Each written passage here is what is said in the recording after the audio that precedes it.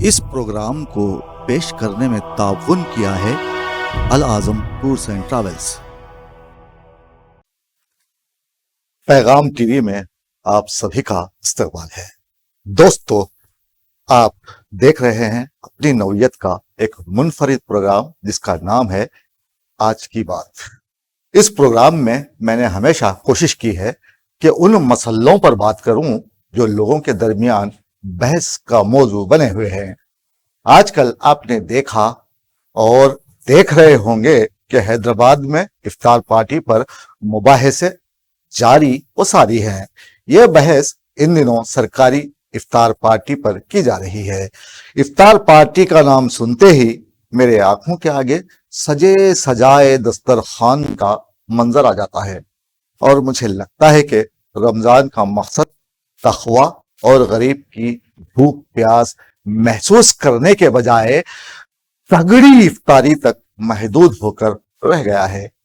اب یہاں لوگوں کو معلوم ہونا چاہیے کہ رمضان کا مطلب یا مقصد اچھا کھا لینا یا امارات کا چرچا کرتی دعوتیں نہیں، بلکہ صبر و قناعت اور ایک دوسرے کا احساس کرنا ہے۔ لیکن ان دنوں ماحول کو خوب گرم کیا جا رہا ہے اور ہر جانب سرکاری افطار پارٹی کا چرچا ہونے لگا ہے۔ کوئی اس کی حمایت تو کوئی مخالفت کرتا دکھائی دے رہا ہے۔ در حقیقت ماہ رمضان میں ثواب کی نیت سے کسی غریب، مسکین یا مستحق کا روزہ افطار کروانا اسلامی روایت سمجھی جاتی ہے۔ چند اشروں سے افطار پارٹیاں اسٹیٹس سمبل بن گئی ہیں۔ معاشرے میں اپنا نام اور مقام بنائے رکھنے کے لیے افطار پارٹیوں کا سلسلہ شروع ہو گیا ہے۔ آج کل کی افطار پارٹیوں پر اگر ہم نظر ڈالیں گے تو ہمیں لگے گا کہ افطار پارٹیاں ان کے مقاصد اور ان میں شریک لوگوں نے اچھائی میں ملاوٹ کر دی ہے۔ ہمارے دسترخوان پر اب غریب اور یتیم، محتاج، معذور، مسافر خال خال ہی نظر آتے ہیں۔ ہمارے شہر حیدرآباد کا حال بھی کچھ ایسا ہی ہے۔ یہاں ہونے والی افطار پارٹیوں میں محلے کے خوشحال لوگ، وزراء، سیکریٹریز، مالدار، امیر، کارپوریٹرز کے علاوہ با اثر لوگ شامل ہوتے ہیں۔ میں آپ سے یہاں ایک سوال پوچھتا ہوں، اپنے دل پر ہاتھ رکھ کر جواب دیں۔ آپ نے کبھی افطار پارٹی کا اہتمام کیا ہے؟ 1 منٹ کے لیے اپنی آنکھیں بند کر لیں اور بتائیں آپ نے کن لوگوں کو اس پارٹی میں مدعو کیا یا ایسا ارادہ رکھتے ہیں۔ تو پھر آپ کے مقاصد کیا ہیں؟ دھیان رکھیں، کہیں یہ سیاسی مقاصد، ذاتی مقاصد و مفادات اور براعات کے لیے تو نہیں؟ اگر ایسا ہے تو بحیثیت مسلمان ہمیں اپنا جائزہ لینے کی ضرورت ہے۔ اپنی اصلاح، اپنا احتساب، محاسبہ کرنا، اپنے معاملات درست کرنے چاہیے تاکہ اللہ کی رضا حاصل کی جا سکے۔ اب ہم آتے ہیں سرکاری افطار پارٹی کی جانب، جسے ہر سال ریاستی حکومت کی جانب سے عوام کو دی جاتی ہے۔ یہ ضیافت دیدنی ہوتی ہے جسے بڑے سے میدان میں منعقد کیا جاتا ہے۔ اب اس میں آپ کو غریب کم اور امیر افراد زیادہ دکھائی دیں گے۔ اندر جانا ہے تو آپ کو دعوت نامہ دکھانا پڑے گا۔ اب کوئی غریب بیچارہ یہ دعوت نامہ کہاں سے لائے اور اسے کون لا کر دے؟ یہ کہنا وقت کی بربادی ہے۔ میں آپ کو سرکاری افطار پارٹی کا آنکھوں دیکھا حال سناؤں گا۔ دراصل یہ پارٹی وزیر اعلیٰ کی جانب سے عوام کو دی جاتی ہے۔ وزیر اعلیٰ کے لفظی معنی بڑے وزیر کے ہوتے ہیں، وہ کوئی بھی ہو سکتا ہے۔ ایسی پارٹیوں میں ہمارے وزیر، مشیر، بیوروکریٹ، سیاستدان، صنعتکار، کاروباری شخصیات، کمپنی، مل مالکان، معزز و وی آئی پی شہری شرکت کرتے ہیں، جنہیں باضابطہ طور پر مخصوص اور مختص کیے گئے سیٹوں پر الگ سے بٹھایا جاتا ہے۔ کیا مجال ہے کہ کوئی غریب مزدور پھر یا مسافر ان کے قریب بھی آئے؟ ان کے دسترخوان بہت زیادہ سجے سجائے ہوتے ہیں، دنیا بھر کی مشہور ڈشز سے ان کی تواضع کی جاتی ہے۔ جو محتاج، غریب اور چھوٹے دفاتر میں کام کرنے والے معمولی صحافی ہوتے ہیں انہیں قطاروں میں کھڑا کر دیا جاتا ہے، جس کی کوریج کی جاتی ہے۔ حکومت اپنے چینل پر اس افطار پارٹی کو نشر کرواتی ہے۔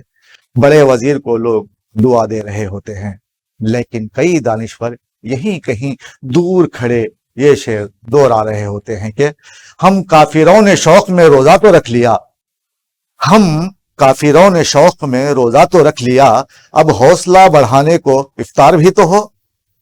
آپ صاف طور پر دیکھ سکتے ہیں کہ غریبوں کے لیے چند پھلوں کے ٹکڑے اور بگارہ کھانا رکھ دیا جاتا ہے۔ میں اسے بگارہ کھانا اس لیے کہہ رہا ہوں کیونکہ یہاں تک آنے تک بریانی بگارہ کھانا بن جاتی ہے، جبکہ سیاسی قائدین کے لیے انواع و اقسام کی خورد و نوش کی اشیاء میزوں پر سجی ہوتی ہیں، جنہیں قائدین کے چمچے بھی چٹک جاتے ہیں۔